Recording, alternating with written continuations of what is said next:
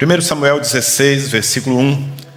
Disse o Senhor a Samuel: Até quando terás pena de Saul, havendo-o eu rejeitado para que não reine sobre Israel? Enche um chifre de azeite e vem. Enviar-te-ei a Jessé o belemita, porque dentre os seus filhos me provide um rei. O que nós temos aqui, apenas como um ponto de partida para a nossa conversa, queridos, é Deus confrontando um profeta, um homem fiel. Samuel era alguém tão usado pelo Espírito Santo, mas ele já tinha recebido comandos do Senhor acerca de Saul, que estava reinando sobre Israel, mas que já tinha distanciado o seu coração de Deus e já tinha sido rejeitado pelo Senhor. Deus tinha uma agenda, Deus já tinha se provido, como ele mesmo fala, de um novo rei, que seria Davi. Quem conhece a história sabe que Davi se tornou o maior de todos os reis de Israel e levou aquela nação ao seu apogeu. Mas tudo estava parado porque aquele que tinha autoridade para mudar as coisas, no caso, o profeta Samuel, estava procrastinando. Eu não sei se essa palavra é estranha para alguns de vocês, mas eu acredito que o conceito não seja. Procrastinar é justamente adiar, é deixar para depois, é não fazer aquilo que eu sei que já deveria ter feito. E muitas vezes isso traz consequências terríveis para a nossa própria vida, traz consequências para aqueles que estão à nossa volta e às vezes até prejuízo para o reino de Deus, porque em muitos dos processos que Deus quer realizar, Ele conta conosco. E se eu estou preguiçoso, se eu estou reticente, então as coisas param em mim. E eu, meditando sobre isso, fiquei me perguntando: o que faz com que pessoas, mesmo sabendo o que devem fazer, não façam? O que faz com que pessoas joguem para amanhã o que já deveria ter acontecido ontem? E a resposta para essa pergunta, na verdade, são muitas. Às vezes, o que nos impede de tomar as nossas decisões é a indisposição de pagar o preço. Certas decisões vão nos custar alguma coisa. E, aliás, eu posso dizer para você que as decisões mais importantes da minha vida, que mudaram o meu destino, elas me custaram muito. Mas eu dou graças a Deus porque eu tive coragem de tomá-las. Foi às vezes renunciando, entregando, aceitando entrar numa batalha que eu sabia que seria uma batalha ferrenha, que eu conquistei certas coisas que talvez inspirem você, olhando para a minha vida, para a minha família, para o meu ministério, enfim. Então muitas vezes é a nossa indisposição de pagar o preço, que em certos casos pode até ser chamada de preguiça. Não, eu não faço porque estou com preguiça de fazer. E aí a gente fica parado na vida e o reino de Deus não avança e nós não alcançamos aquilo que nos foi prometido. Porque quantas vezes ouvimos o Senhor dizendo: eu é que sei que planos tenho a vosso respeito, planos de bem, não de mal, para vos prosperar, para vos dar o fim que desejais. Mas aí a gente está descansando num certo estágio e não dá um passo adiante. Às vezes não é a indisposição.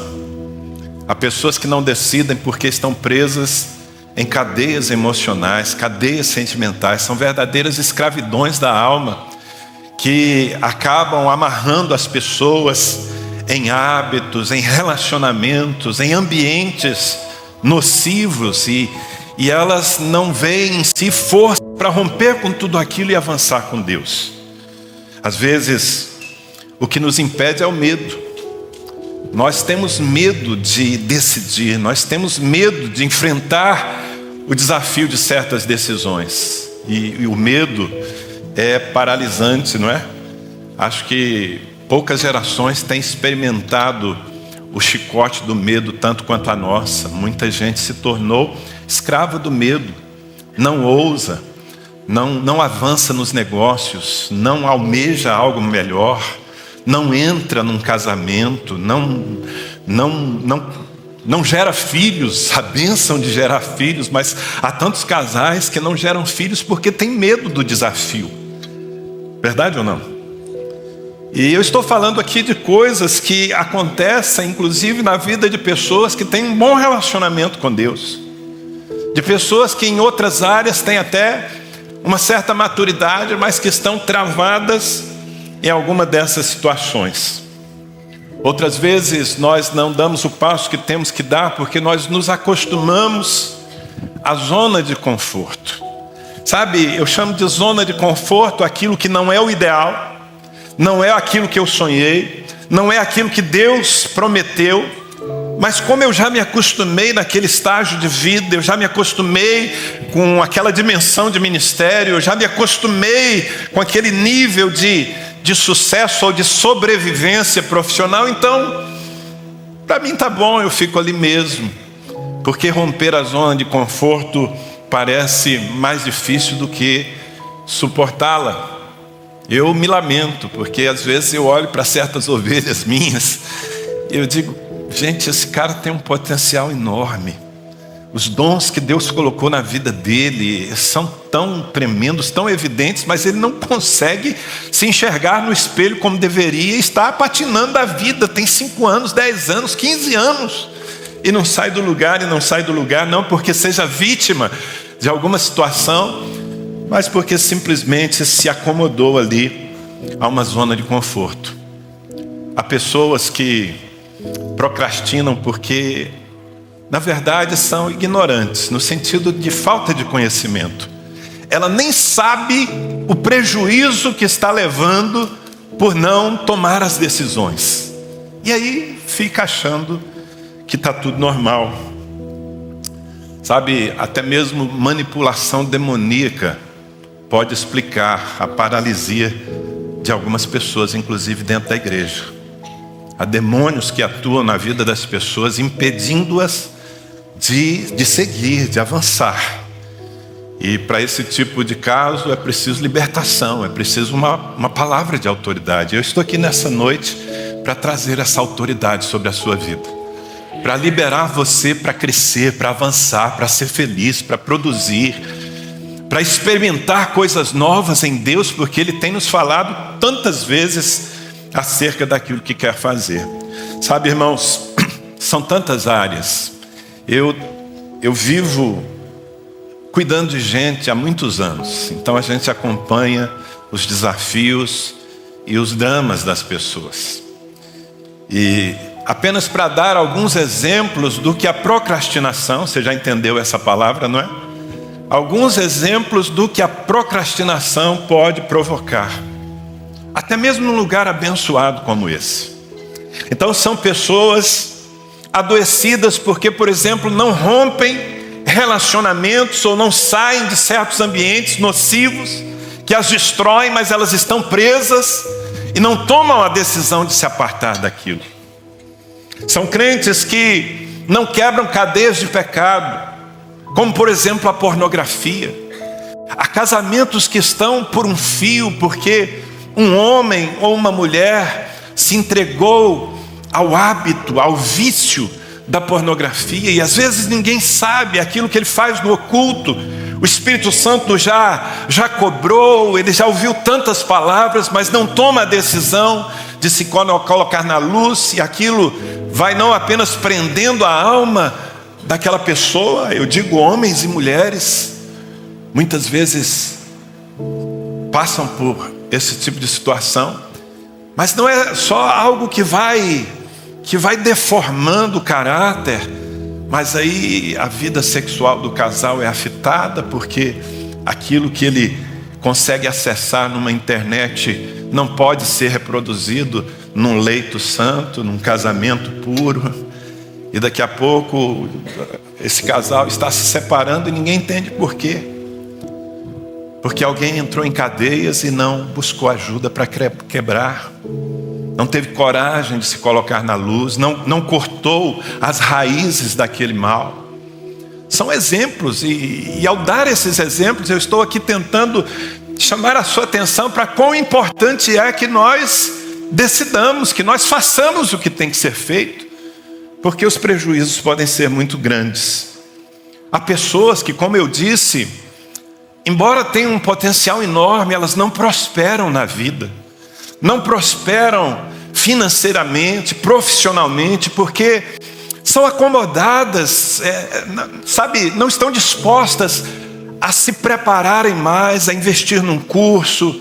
Algumas, na verdade, têm medo de ousar. Deus lhes abre portas, mas elas ficam reticentes e o bonde passa e elas continuam vivendo aquela vidinha pequena, quando na verdade o Senhor já tinha provido coisas muito melhores. A gente que está caminhando mesmo na igreja para uma situação irreversível com relação à sua saúde física ou à sua saúde emocional, porque não toma providências, não busca um profissional, não busca um médico, não busca um pastor, não busca um psicólogo, não muda os seus hábitos, fica sempre adiando para depois. Enquanto isso, o seu corpo vai se deteriorando, e às vezes, quando a pessoa acorda, ela já está numa situação de enfermidade que não tem mais reversão, só um milagre. Mas tudo aquilo poderia ter sido evitado se uma decisão tivesse sido tomada tempos atrás. Pessoas que estão com as suas orações bloqueadas porque permitiram que uma raiz de amargura brotasse, porque foram feridas, foram traídas, foram humilhadas e não recorreram à cruz de Cristo, que é a nossa fonte de perdão. Então estão há anos curtindo uma amargura e sabem que precisavam tomar a decisão de perdoar, de liberar aquele que feriu, mas não tomam. E enquanto isso, elas mesmas estão morrendo por conta do seu próprio veneno. Porque diz alguém que o ressentimento, a amargura é um veneno que a gente toma esperando que o outro morra, né? E isso não é nem inteligente, irmãos. Nós precisamos despertar. Sabe, há cristãos que não fazem entregas a Deus. Deus lhes pede alguma coisa. Como eu disse, na minha própria vida, algumas das decisões mais difíceis foram entregas que Deus me pediu. Deus já me pediu coisas que me eram caras demais. Na minha juventude Ele me pediu o meu futuro. Quando eu tinha o Gabriel, que é uma fonte de alegria, de honra na minha vida, meu filho, me acompanhando no altar, abençoando essa igreja com o seu ministério. Mas quando ele era adolescente, Deus o pediu para mim, para a Mônica, e nós tivemos uma situação, eu não tenho tempo aqui para contar, alguns de vocês conhecem, mas em que nós literalmente entregamos o nosso filho para a morte. E dizemos: Senhor, nós abrimos mão dele. Se tu queres levá-lo, nós entregamos, porque ele não nos pertence, ele pertence a ti. Que doído foi. Os dias mais difíceis da minha vida, aquela expectativa de que meu filho não voltaria daquela viagem porque eu tinha sacrificado no altar. Graças a Deus, o plano de Deus era outro, e Ele nos devolveu não apenas um adolescente, mas nos devolveu um menino que tem sido alegria todos os dias para nós. Custou tanto, mas valeu a pena. Eu sempre digo, considere o quanto vale, não quanto custa. Quando você fica fazendo a conta do custo, você fica paralisado. Mas quando você pensa, puxa, fazer o que Deus está me pedindo vale muito mais do que me custará. E aí você se alinha com a vontade de Deus, querido. E a vontade de Deus é boa, perfeita e agradável. Não há nada que você possa viver em sua vida melhor do que a vontade de Deus. Mas para viver a vontade de Deus, você precisa decidir. E essa coisa de procrastinar, de deixar para depois, às vezes até nos é permitido. Todos nós fazemos essa conta no dia a dia. Eu muitas vezes tenho uma tarefa e eu digo, bem, eu não vou fazer isso agora, eu tenho tempo, eu deixo para depois. E às vezes é até necessário, não é? Porque nós temos outras urgências, outras prioridades. Não é sobre isso, eu estou falando sobre decisões importantes na vida.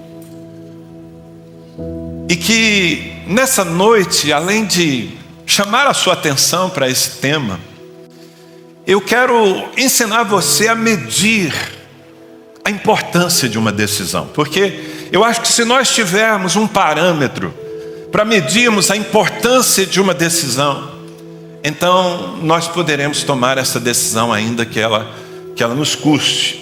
E algumas formas, alguns fatores que nós podemos considerar para fazer essa medição. Espera lá, isso aqui que eu estou adiando,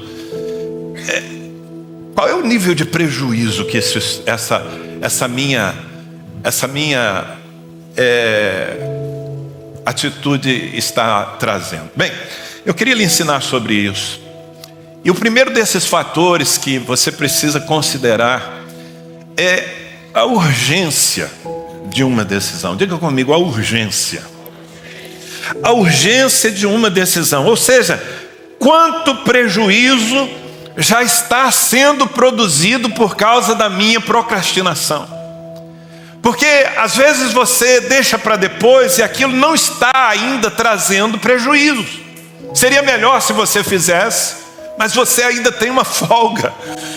Mas há situações em nossa vida, querido, que quanto mais nós adiamos, mais nós colhemos os danos daquele adiamento.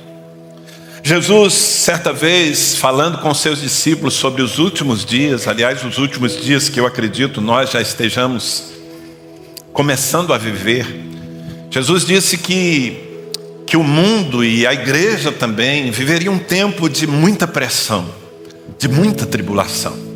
Eu estou procurando me preparar para isso. Nossa fé será provada, nós seremos perseguidos. É o que as profecias dizem. Existe uma teologia escapista que diz que não, que nós vamos ser tirados, mas não é aquilo que nós enxergamos na palavra de Deus. E Jesus ensinando sobre isso, em Lucas capítulo 17, versículos 31 e 32, ele diz: naquele dia, quem estiver no eirado e tiver os seus bens em casa, não desça para tirá-los. E de igual modo, quem estiver no campo, não volte para trás. Jesus está falando de situações em que você tem que correr, você não pode ficar fazendo a conta do que está deixando para trás. E no versículo 17, ele diz: lembrai-vos da mulher de Ló. E aqueles que conhecem a Bíblia sabem do que Jesus estava falando, porque a história de Ló está registrada no livro de Gênesis. Quem aqui conhece a história de Ló e sua família? Meu irmão, pelo menos Gênesis 19 você já leu, né? Eu sempre fico meio assustado quando eu pergunto quantos conhecem a história de alguém que está escrito em Gênesis e o crente não levanta a mão. Eu falo, meu Deus, ele não conseguiu ler ainda nem o primeiro livro da Bíblia. Mas ok, eu entendo, se você não leu Gênesis ainda, você deve ter se convertido hoje à noite, não é? E você vai ter tempo para fazê-lo. Bem, Ló era um homem de Deus que estava vivendo num lugar pervertido e que infelizmente, junto com a sua família, havia se acostumado naquele ambiente. Sodoma e Gomorra eram duas cidades cheias de pecado. Sua imoralidade, sua violência haviam causado indignação e Deus resolveu destruir aquelas cidades. E tendo misericórdia dos seus servos que moravam ali, e ouvindo a intercessão de Abraão, que era um tio de Ló, Deus enviou anjos à casa de Ló. Você vai se lembrar dessa história. Anjos que vieram na forma humana, mas eram anjos. E a Bíblia diz em Gênesis capítulo 19, do 15 em diante: ao amanhecer, apertavam os anjos com Ló, dizendo: levanta-te, toma a tua mulher e tuas duas filhas que aqui se encontram, para que não pereças no castigo da cidade. Como porém se demorasse, pegaram-no os homens pela mão, a ele, a sua mulher e as duas filhas, sendo-lhe o Senhor misericordioso, e o tiraram e o puseram fora da cidade. Havendo-os levado fora, disse um deles: salva-te, livra-te, salva a tua vida, não olhes para trás, nem pares em toda a campina, foge para o monte, para que não pereças. No versículo 24 diz: então fez o Senhor chover enxofre e fogo da parte do Senhor sobre Sodoma e Gomorra, e subverteu, destruiu aquelas cidades, e toda a campina, e todos os moradores da cidade, o que nascia na terra. Versículo 26: e a mulher de Ló olhou para trás e se converteu numa estátua de sal. Quer dizer, um momento tão decisivo, tão urgente, não é verdade?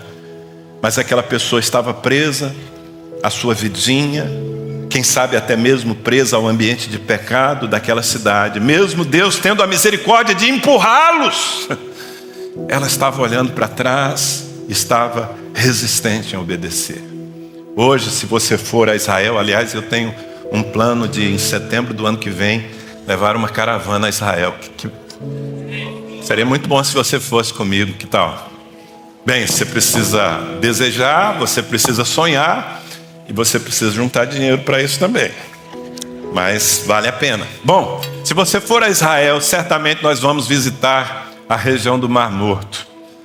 Aquela é uma região árida, o Mar Morto é um mar salgado. A quantidade de sal que há naquele mar impossibilita qualquer tipo de vida. E toda aquela região é um grande deserto de sal. Aquilo é o resto do que sobrou, não apenas de Sodoma e Gomorra, mas ali está essa mulher convertida naquela paisagem de morte. Por quê? Porque num tempo de urgência, ela estava olhando para trás. Queridos, há coisas que não podem mais esperar na nossa vida. Nós já tivemos os alertas. Às vezes você já entrou num consultório médico e ele já lhe alarmou. Às vezes o próprio Espírito Santo já tem falado ao seu coração sobre certas atitudes e você está na beira do precipício. Então não é tempo mais de esperar. Então preste atenção, faça essa medida. A decisão que você está tardando de tomar, ela não é uma decisão urgente. Porque se ela é urgente, ela precisa ser tomada com urgência. Esse é o primeiro fator. A segunda forma de nós medirmos a importância de uma decisão é o seu alcance. Diga comigo, o alcance da minha decisão. Ou seja, quantas pessoas estão sendo afetadas pela minha falta de atitude? Porque às vezes eu não tomo uma decisão e aquilo me prejudica. Eu levo dano, eu pago o preço, eu pago o pato e sou eu. Mas às vezes não sou só eu. Às vezes o meu adiamento está afetando a minha família, está afetando a minha empresa, está afetando o meu ministério, os meus discípulos. As decisões que eu tomo na vida, dependendo de quais sejam, podem afetar você. Eu sou seu guia, eu sou um pastor que tem zelo e que tem responsabilidade de lhe guiar. Eu sou uma cobertura sobre você. E se a minha vida está cheia de furos, então, por causa das brechas que eu dou e que eu não resolvo, você pode ser atingido na batalha. A gente precisa fazer essa medida, sabe?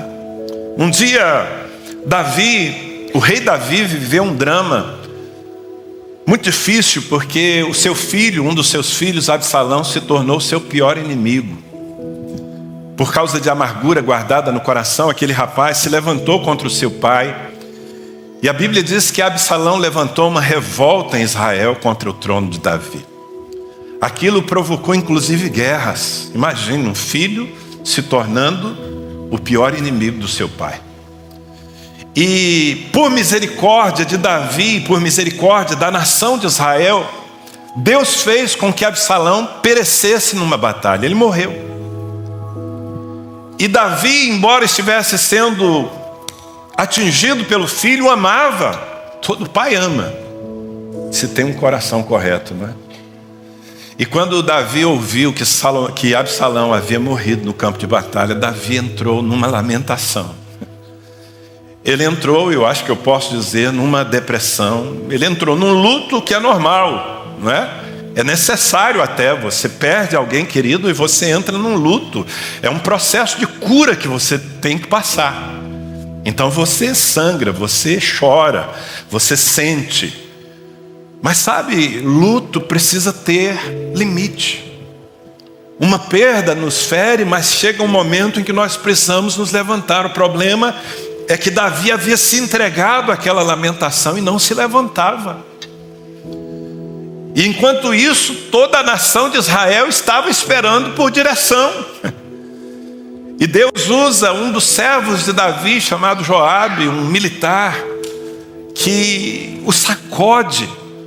Quem não conhece a história talvez até pense que Joabe foi cruel com Davi naquele momento de dor, mas é que esse homem estava percebendo que Davi precisava tomar uma decisão, porque enquanto ele chorava, enquanto ele não reagia, a nação estava se perdendo. E a vitória que Deus havia dado a Israel ia por água abaixo, se o rei não ocupasse de novo o seu lugar. E aqui no segundo livro de Samuel, capítulo 19, versículo 7, nós temos a palavra desse general de Davi, que vem para sacudi-lo, e ele diz: levanta-te agora. Não depois, não amanhã, já passou do tempo. Levanta-te agora e fala segundo o coração de teus servos. Juro pelo Senhor que se não saíres, nem um só homem ficará contigo essa noite. E maior mal te será isto do que todo o mal que tem vindo sobre ti, desde a tua mocidade até agora. Veja que são palavras duras, mas são palavras de despertamento. O que Joabe está dizendo é: Davi, você precisa se levantar agora. Você vai perder, você é o líder. A nação brigou, esses soldados que agora estão aí perdidos, eles arriscaram a sua vida por você nessa batalha. Eles venceram a batalha por você. E agora você fica nessa prostração interminável. Levanta, rapaz. Embora tenha parecido cruel, na verdade Deus usou esse homem. E a partir dessa palavra, Davi se levantou.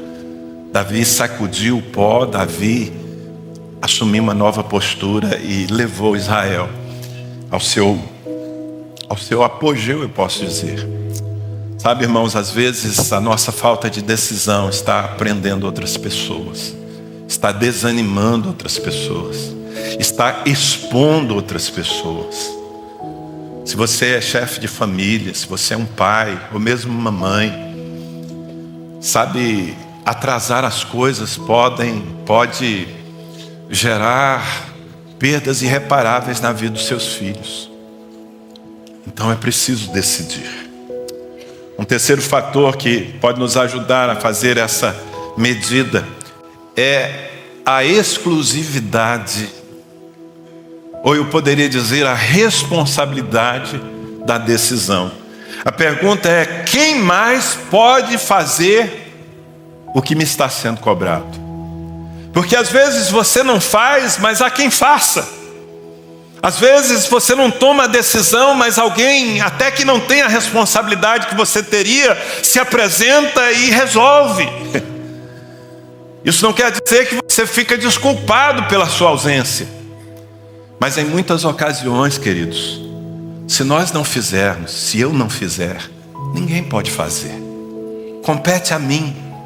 E se compete a mim, eu preciso decidir. Nós nos inspiramos muito na vida de um homem chamado Paulo, apóstolo do Senhor. Paulo foi um religioso, cego por sua religião, e ele perseguia os cristãos até o dia em que ele teve um encontro com Cristo. A maioria de vocês conhece a história. E a partir daquele encontro, então, sua vida mudou, mas não foi assim tão simples. Porque, claro, o impacto daquele encontro que está narrado no livro de Atos, capítulo 9, foi muito grande. E muito tempo depois, já no capítulo 20 de Atos, Paulo é um apóstolo, já havia vivido muitas coisas no Senhor. E ele está dando o seu testemunho, ele está contando a sua vida desde a sua conversão. E aqui em Atos 22, versículo 16, ele se lembra de uma palavra que lhe foi dita naqueles primeiros dias de fé. Porque quem conhece a história sabe que ele viu uma grande luz no caminho de Damasco, e ele caiu por terra e ouviu uma voz que dizia: Saulo, Saulo, por que me persegues? E ele ficou cego naquele momento, e por 3 dias ele esteve numa casa em Damasco, completamente cego. E eu acho que em muita luta. Porque o que Deus queria era que Saulo abrisse mão da velha vida que ele tinha. Abrisse mão das convicções religiosas que o guiavam até então e que faziam dele até um maioral entre os judeus. Ele precisava jogar tudo aquilo fora para abraçar uma nova vida, para abraçar o senhorio de Cristo. E eu imagino que isso lhe causou muitas lutas.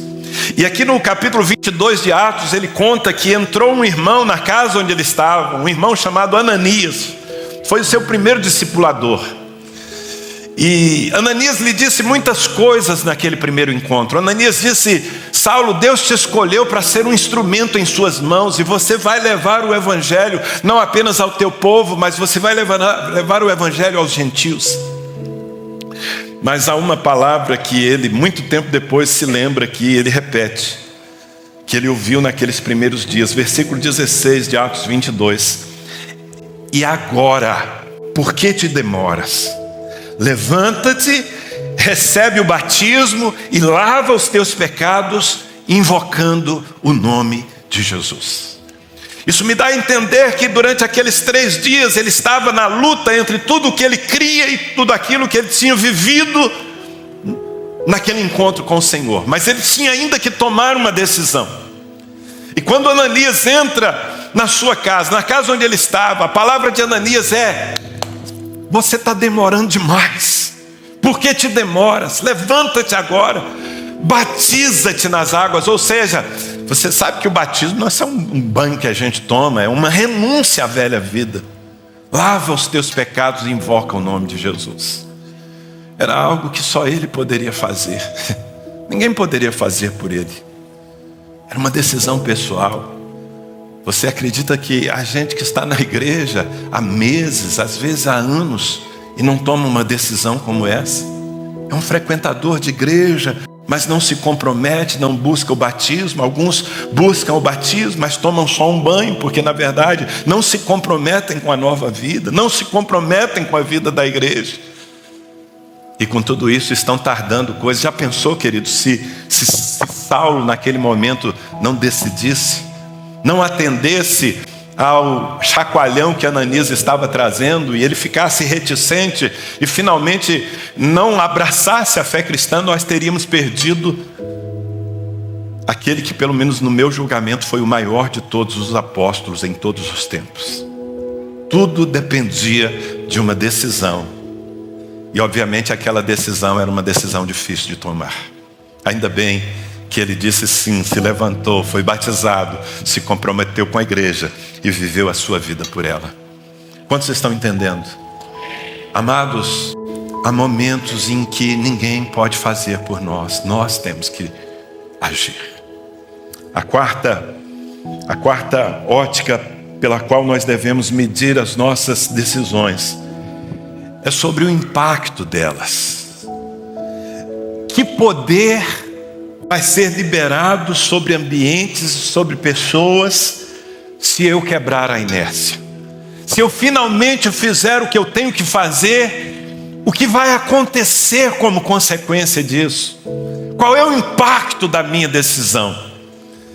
Esse mesmo Paulo, certa vez, ele teve muitas experiências com Deus, mas em Atos capítulo 16, versículos 9 e 10 está escrito o seguinte: à noite sobreveio a Paulo uma visão, na qual um varão, um homem macedônio, estava em pé e lhe rogava, dizendo: passa a Macedônia e ajuda-nos.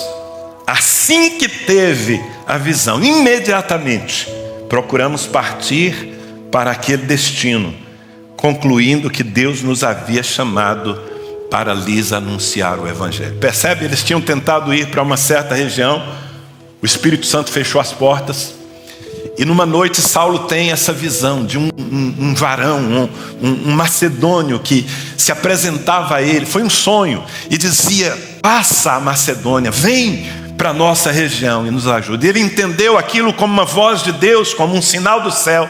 E a Bíblia diz, como nós lemos aqui, que assim que teve a visão, imediatamente eles refizeram a sua rota e entraram na Macedônia.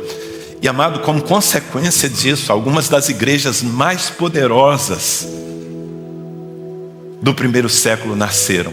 Logo na sua primeira parada dentro da Macedônia, ele planta uma igreja na cidade de Filipos. Depois vem a igreja de Éfeso. Tudo isso porque esse homem decidiu obedecer imediatamente. É disso que eu estou falando. Há certas decisões que nós tomamos, e quando nós dizemos sim e avançamos, então nós liberamos tanta coisa que estava somente esperando aquele sim. Eu me lembro, muitos anos atrás, acho que já se vão uns 20 anos, nós tivemos nessa cidade uma experiência sobrenatural. Alguns de vocês vão se lembrar. Naquela época, sempre que eu ia orar, Deus me falava que havia uma nuvem negra de pecado acumulado sobre Ribeirão Preto. E Ele me dizia: você precisa chamar a igreja da cidade para oração, para humilhação, para confissão de pecados. Deus me dizia: chame os pastores, diga para eles que eles precisam entrar num tempo de humilhação. E sabe o que eu fiz? Procrastinei porque eu pensava: meu Deus, se for para mover a minha igreja eu consigo. Aqui as pessoas estão me seguindo, mas mover a igreja da cidade, há tantos pastores que nem me conhecem, há outros que talvez até tenham um preconceito a meu respeito, e há outros que estão tão ocupados com aquilo que estão fazendo que nem vão dar ouvido. Então eu fiquei enrolando, a verdade é essa, procrastinando, ainda que Deus me falasse com constância. Até que num congresso que eu estava participando em Porto Seguro, na Bahia, o Senhor me pegou pelo colarinho. Deus já te pegou pelo colarinho? Não queira que isso aconteça. É muito desconfortável. Deus me pegou pelo colarinho. Ele me falou claramente: Danilo, eu tenho insistido com você acerca de algo que eu preciso que aconteça naquela cidade. Mas se você não vai obedecer, eu vou levantar outro para fazê-lo. Aí ele mexeu com o meu brilho. Eu sei que tem gente que quando Deus diz assim: deixa então que eu procuro outro, a pessoa vai falar: então graças a Deus, pode procurar. Mas comigo não funciona assim. Eu não quero ser substituído por ninguém. E quando Deus me ameaçou tirar daquele projeto, eu disse: eu vou fazer. Eu voltei para cá e eu dei um jeito de falar a maior quantidade de pastores que eu pude. Eu os convidei para um café da manhã aqui nesse lugar. Eu disse: eu tenho uma palavra de Deus para repartir com vocês. E naquela manhã nós tínhamos aqui uns 100 e tantos pastores. Certamente a maior parte da igreja da cidade, da igreja evangélica da cidade de Ribeirão Preto estava representada. E eu compartilhei com aqueles pastores aquilo que Deus me havia dito. Irmãos, naquele tempo Ribeirão Preto estava vivendo a sua fase mais difícil no quesito criminalidade. A cada 2 dias, um jovem estava sendo assassinado nas ruas de Ribeirão. Era uma epidemia de assassinatos. E quando eu compartilhei aquele sentimento com os pastores, eu disse: Deus está nos chamando para humilhação, para confissão de pecados, pecados nossos, pecados da igreja, pecados da cidade, que estão aí acumulados há décadas. Para minha surpresa, porque eu realmente imaginava que muitos deles iriam dar de ombros e dizer: mais um pastor aí tendo as suas revelações. Mas para minha surpresa, 100% daqueles pastores que estavam aqui disseram: essa é uma palavra de Deus. Nós entendemos que esse é um chamado de Deus. Alguns deles compartilharam dizendo: Deus estava falando a mesma coisa comigo nos meus momentos de oração. E nós então combinamos que iríamos entrar num tempo de jejum e oração. Me desculpe se você já ouviu essa história, se você inclusive participou dessa história, mas eu sei que há muita gente aqui que nunca ouviu esse testemunho. Então nós combinamos que teríamos 40 dias de jejum e oração, e principalmente de confissão de pecados, de humilhação na presença de Deus, pedindo perdão ao Senhor. Os 10 primeiros dias, nós, os pastores, jejuaríamos, e os 30 dias seguintes nós levaríamos às nossas igrejas. Amados, houve um mover de Deus nessa cidade. As diversas igrejas nos seus cultos estavam com essa ênfase. Muitos pastores começaram a fazer gestos que demonstravam a sua humilhação diante de Deus. Alguns deles rasparam a sua cabeça, alguns deles subiam aos púlpitos descalços em sinal de humilhação antes de pregarem a palavra. Em todos os cultos, nós não criamos uma forma, deixamos o Espírito mover, mas o fato é que durante 30 dias a igreja dessa cidade jejuou e orou e pediu perdão e confessou pecados. Qual não foi a nossa surpresa quando, terminado aquele jejum, no 31º dia, ou seja, depois que terminamos o jejum, os jornais dessa cidade estavam estampando uma notícia.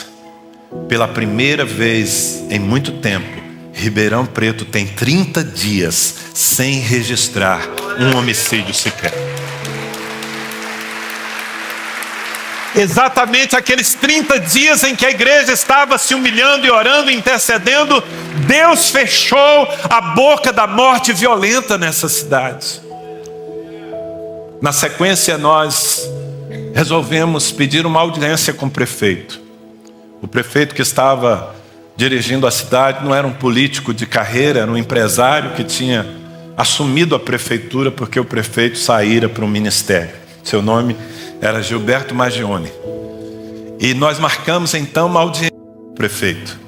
Fomos lá num grupo de uns 15, 20 pastores. E esses pastores pediram que eu desse uma palavra naquela ocasião, lá no Palácio do Rio Branco. Eu disse, prefeito, ele estava lá com seu staff. Eu disse, prefeito, o senhor sabe certamente que Ribeirão Preto passou 30 dias sem homicídios. Ele colocou um sorriso na cara e disse, sim, eu sei, nós estamos muito orgulhosos da nossa polícia. Eu disse, prefeito, nós também estamos muito orgulhosos da nossa polícia. Nós sempre estamos orgulhosos da nossa polícia. Mas não foi só a polícia, foi o Senhor. E eu contei para ele o que havia acontecido nos bastidores dessa cidade durante aqueles 30 dias. E enquanto eu contava, aquele homem começou a chorar ali diante de todos nós. E num determinado momento ele me interrompeu e ele disse, agora eu estou entendendo, fulano, agora dá para entender. Nós tínhamos situações aqui na administração pública dessa cidade travadas há anos, coisas que não se resolviam, e durante essas últimas semanas elas aconteciam, elas fluíam. Eu estou entendendo, é porque esse povo estava orando. E ali mesmo ele pediu que nós não parássemos de orar, e todas as semanas, desde aquele dia até o final do mandato daquele homem que não tinha nenhum contato com a igreja evangélica, não conhecia nada de igreja evangélica, todas as semanas um grupo de pastores estava lá no seu gabinete. Tem um quadro lá, eu não sei se ainda tem, porque eu não frequento muito esses lugares, mas tem um quadro no gabinete do prefeito dessa cidade, que é uma vista aérea de Ribeirão Preto. Meus irmãos, eu não sei se esse quadro sobreviveu, porque por meses nós encharcamos esse quadro de óleo, porque colocávamos as nossas mãos e melávamos na mão do prefeito, ele colocava as mãos e abençoávamos essa cidade. Eu estou contando uma história longa, mas para te dizer o que pode ser desatado quando um homem de Deus deixa de enrolar, como eu estava enrolando, e faz aquilo que Deus lhe mandou fazer. Às vezes a conta que nós precisamos fazer é o impacto da minha decisão. Sabe, às vezes a sua decisão não vai mudar a história de uma cidade, mas vai mudar a história da sua família. Há famílias que estão debaixo de um tacão de suicídio, de bebedeira, de alcoolismo, geração após geração. E aí você tem um comando de Deus, mas não age. Quando o impacto da sua decisão poderia livrar os seus filhos, os seus netos de tantas maldições. Mas enquanto você não age, nada acontece. Bem, eu preciso terminar essa palavra para orar com você. Mas eu quero ainda lhe falar que há um último fator que você deve considerar quando está enrolando. É o que eu chamo de o caráter da sua decisão. Ou seja, o quanto da minha procrastinação pode ser lido no céu como desobediência ou como rebelião. Porque às vezes eu estou adiando coisas que me dizem respeito, Deus não me falou nada. É aquela dieta que eu preciso fazer porque a minha saúde está indo embora, porque a idade está chegando, mas eu não faço. É aquele exercício físico, isso diz respeito à minha vida. E Deus nem precisou intervir, é a minha própria consciência. Mas há certas coisas, irmãos, que enrolar significa desobedecer. Porque Deus nos deu um comando, porque Deus nos pediu algo, porque a palavra nos disse alguma coisa e nós não agimos. E aí é sério. Porque se você resolve deliberadamente desobedecer ao Senhor, você vai ser colocado no rol dos rebeldes. E a Bíblia diz que a ira de Deus vem contra os filhos da desobediência. Nós não somos filhos da desobediência. Há um último texto que eu quero ler apenas para exemplificar isso. Uma carta que o Senhor Jesus mandou a uma igreja, a igreja da cidade de Tiatira. Está em Apocalipse capítulo 2, versículos 20 a 22. O Senhor diz: tenho, porém, contra ti o tolerares que essa mulher, Jezabel, que a si mesma se declara profetiza, não somente ensine, mas ainda seduza os meus servos a praticarem a prostituição e a comerem coisas sacrificadas aos ídolos. Dê-lhe tempo para que se arrependesse. Ela, todavia, não quer arrepender-se da sua prostituição. O Senhor Jesus diz: eis que a prostro de cama, bem como em grande tribulação os que com ela adulteram, caso não se arrependam das obras que ela incita. Olha que palavra dura. E tem gente que acha que Deus era severo apenas no Antigo Testamento. Isso aqui é Novo Testamento, é Apocalipse. E é o Senhor Jesus quem está avisando uma igreja que tinha virtude. Se você ler toda a carta, você vai perceber que o Senhor elogia muitas coisas da igreja de Tiatira. Mas havia ali uma mulher que é chamada de Jezabel. Não sei se literalmente ou simbolicamente, porque Jezabel é um personagem do Antigo Testamento. E essa mulher, ela tinha uma influência sobre a igreja e, embora ela tivesse uma vida depravada, os líderes da igreja permitiam que ela ensinasse. E mais ainda, não tomavam providência quanto ao fato de que essa mulher seduzia muitos dos servos de Deus naquela igreja à imoralidade. E eu fico bastante assustado quando o Senhor diz: dê-lhe tempo para que se arrependesse. Sabe, irmãos, às vezes a misericórdia de Deus nos dá um tempo. Já deveríamos ter tomado providências, mas Deus, por sua misericórdia, nos dá um tempo, mas esse tempo não será eterno. Aqui o Senhor está dizendo: chega. Aqui Deus está dizendo: dê-lhe tempo para que se arrependesse, mas ela não quer se arrepender. Pois bem, eu a prostro de cama. E a partir de agora, aqueles que estão envolvidos com ela vão começar a pagar por isso. O que está acontecendo aqui? O resultado da rebelião. Sabe, quando algo pode ser lido na nossa vida como rebelião contra Deus, quando eu não faço o que Deus está exigindo que eu faça, então eu não tenho uma boa perspectiva. Não é bom brincar com o Senhor. O temor do Senhor é o princípio da sabedoria. Bem, eu espero que depois de ouvir tudo isso, que você não se sinta acusado. O Espírito Santo nunca acusa ninguém. Quem acusa é Satanás. O propósito da acusação é destruir. O Espírito Santo nos exorta. O Espírito Santo nos ilumina. O Espírito Santo nos alerta. E o Espírito Santo nos fortalece pela palavra para nós tomarmos as decisões que nós precisamos. E se você está aqui nessa noite, foi surpreendido por essa palavra, mas de alguma forma Deus mais uma vez ligou sinais de alerta aí dentro do seu coração, é tempo de tomar providência. Eu quero te convidar a ficar em pé. Nós vamos ter um momento não apenas de oração, mas nós vamos ter um momento de ação na nossa vida.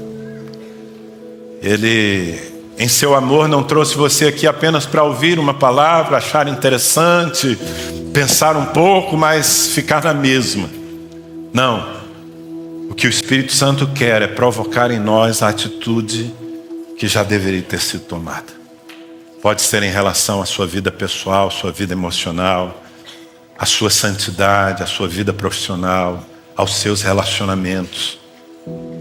Eu acho que Deus já falou o que tinha que falar. E agora é a hora de nós respondermos. Enquanto o Renato nos conduz nessa canção. Se o Espírito Santo falou com você sobre uma área, seja ela mais grave, seja ela mais simples, mas que você sabe, você estava procrastinando e que você quer parar com isso agora. Você quer estancar essa espera e você quer decidir. Às vezes o decidir é tomar atitudes, às vezes é ter que sair daqui e procurar aquela pessoa que lhe feriu e dizer: eu perdoo você, eu libero você da mágoa que eu guardei no coração. Às vezes é você tomar uma decisão em relação a um pecado que te prendeu e que está oculto. É você confessá-lo, colocá-lo na luz, romper com a pornografia. Ah, mas eu já tentei fazer isso. Talvez você não tentou com as forças que precisava, com a oração, com a cobertura. Hoje de manhã estavam aqui o Gabriel, meu filho, e o Hudson, filho do pastor Moisés, e de certa forma eu os expus, mas eles não se ofenderam. Tempos atrás, meu filho me contou que eles dois, amigos, companheiros de aliança, haviam acordado um com o outro. Dois jovens que, como todo mundo nessa geração, são tentados em relação à imoralidade, à pornografia que está assim a um clique de todos nós. E eles fizeram um pacto entre os dois. Eles colocaram um aplicativo que filtra, e qualquer acesso a sites impróprios, sites pornográficos, então aquilo dispara um alarme. E claro, você pode fazer isso se você quer vencer a pornografia, mas você vai lá e desabilita e mais uma vez se entrega àquilo que é tão degradante. Mas eles dois fizeram diferente. Eles colocaram os filtros e cada um deles pôs a senha no celular do outro. E ao colocar a senha no celular do outro, eles estavam dizendo: você vigia comigo, porque se eu tentar acessar um site pornográfico, seu e-mail vai me acusar e você vai poder colocar o dedo no meu nariz e dizer: o que você está fazendo? Eu estou dando esse exemplo até mostrando a decisão de dois jovens que estão se casando agora. O Hudson se casa daqui poucas semanas e o Gabriel no final do ano. Dois jovens que estão se casando, virgens, que nunca tocaram em nenhuma moça, vão tocar nas suas esposas. Mas para que eles sejam modelo como são, eles tiveram que tomar decisões. É sobre isso, irmãos, tomar decisões. Se você quer tomar uma decisão hoje, eu quero pedir que você saia do seu lugar. Enquanto nós somos conduzidos nessa canção, vem aqui para o altar dizendo: Senhor, hoje eu estou decidindo fazer aquilo que eu já deveria ter feito. Pode vir.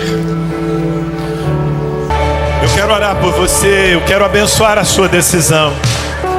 Eu quero usar a autoridade do nome de Jesus na sua vida. Você que estava preso por cadeias, sejam elas demoníacas, sejam elas sentimentais. Mas eu sinto sinceramente que há muito mais gente aqui precisando tomar decisões. Há muito mais gente aqui precisando parar de procrastinar. Às vezes são coisas sérias, muito sérias. Às vezes são passos relativamente simples, como fazer um curso, aprender inglês, como dar um passo de fé nos negócios. Coisas que você já foi impulsionado por Deus a fazer e não fez. Ô meu irmão, não perde essa oportunidade de receber uma carga do Espírito Santo na sua vida. A Bíblia diz que é Deus quem opera em nós o querer e o realizar. A graça nos dá poder para fazer o que temos que fazer. Por isso eu quero te pedir, se você tem que tomar uma decisão, se hoje o Espírito Santo falou com você, como diz a palavra de Deus, se hoje ouvides a sua voz, não endureçais o vosso coração. O tempo de Deus na sua vida é agora, é agora. Talvez você tenha que romper um relacionamento nocivo, pecaminoso. algo que lhe escraviza. Você tem que deixar um ambiente que sempre lhe leva à degradação, mas ao qual você está preso. Tome a decisão, Deus vai lhe dar poder para não voltar atrás. Se não há mais ninguém, eu quero orar. Eu quero orar, porque essas pessoas que estão aqui na frente, elas estão tomando uma decisão baseada na graça. Não é na força da carne que a gente vence. Na carne a gente se frustra, é na força do Espírito Santo. É pela graça, diga, é pela graça. Diga, eu me aproprio da graça de Deus. Diga, eu me apego ao trono da graça, para dele receber misericórdia. Diga, meu Deus, nessa noite eu te agradeço, porque tu falaste comigo, porque tu despertaste o meu coração. Isso é um sinal de como tu me amas, porque tu não me deixas abandonado na minha falta de decisão. Eu estou aqui no teu altar, decidindo fazer aquilo que eu sei que é certo, aquilo que eu sei que é a tua vontade. E eu me aproprio do poder do Espírito Santo para não voltar atrás nessa decisão. Eu me aproprio de uma vontade sobrenatural que me fará ir às últimas consequências por aquilo que é a tua vontade na minha vida. Eu conto contigo, Espírito. Eu decidi. Amém. Agora eu quero orar por você. Eu quero orar pela sua vida. Eu e os pastores que aqui estão. Se os pastores quiserem subir aqui ao altar para estender as mãos, podem fazê-lo. Nós queremos orar por você. Eu quero pedir que você que está aí, você que está livre, você que está com seu coração tranquilo, você que está em sincronia com as coisas que tem que acontecer na sua vida, estenda a sua mão para cá também. Vamos abençoar esses irmãos. Senhor, eu tomo autoridade agora no nome de Jesus Cristo. Em primeiro lugar, para romper com todo tipo de cadeias demoníacas, espíritos manipuladores, espíritos de vício, espíritos de escravidão, espíritos de degradação. Eu os confronto agora e eu ordeno que vocês soltem a mente, o coração, as emoções dessas pessoas. Espírito de pornografia e de imoralidade, eu te confronto, eu te repreendo e eu digo: solta de uma vez por todas. Espírito de adultério, espírito de mentira, eu te confronto. Espírito de vício, eu te confronto e eu ordeno: solta esta vida agora, em nome do Senhor Jesus Cristo. Senhor, eu te peço, quebra as cadeias emocionais, cadeias sentimentais. Meu Deus, sentimentos que prendem as pessoas em relacionamentos, em ambientes nocivos. Rompe isso agora. Libera esse coração, Senhor, para ser livre, para acessar a tua vontade e a tua agenda, meu Deus. Eu abençoo a decisão desse homem, a decisão dessa mulher, desse jovem, Senhor, que hoje está definindo um passo importante na sua vida como seu pastor. Eu o abençoo para que você prospere nesse passo, para que à medida em que você anda na direção do que Deus lhe falou, que os frutos da sua coragem possam se manifestar para a glória de Deus. Acabou o tempo da espera, acabou o tempo da procrastinação. A vontade de Deus está sincronizada com a sua agenda a partir de hoje, em nome de Jesus Cristo. Diga amém. Diga: eu recebo essa bênção em nome de Jesus. Amém. Você quer dar glória a Deus pelo que está fazendo? Dê.